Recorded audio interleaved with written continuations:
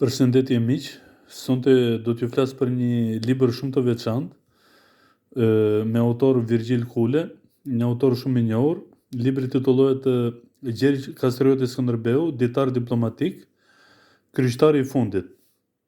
Ky është një libër që e kam lexuar pak a shumë para 3 vjetësh dhe kam ngelur shumë i kënaqur, pasi autori në libër trajton shumë tema të rëndësishme në lidhje me jetën e Skënderbeut.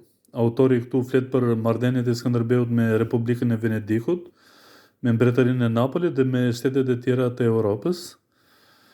Gjithashtu Virgjil Kule në këtë libër trajton një temë shumë të rëndësishme tjetër.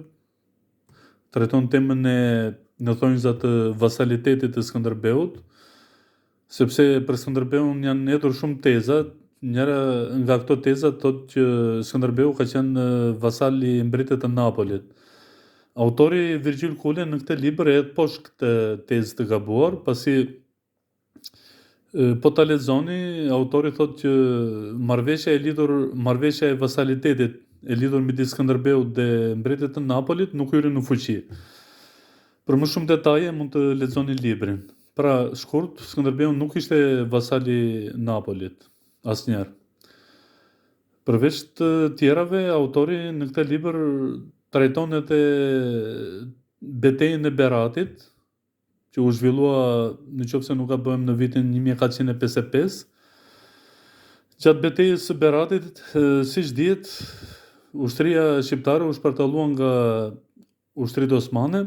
Autori trajton në mënyrë shumë të gjerë arsyet dhe shkaqjet e humbjes së kësaj betejë nga ana e shqiptarëve. Siç e shihni, është një libër, një botim shumë i mirë.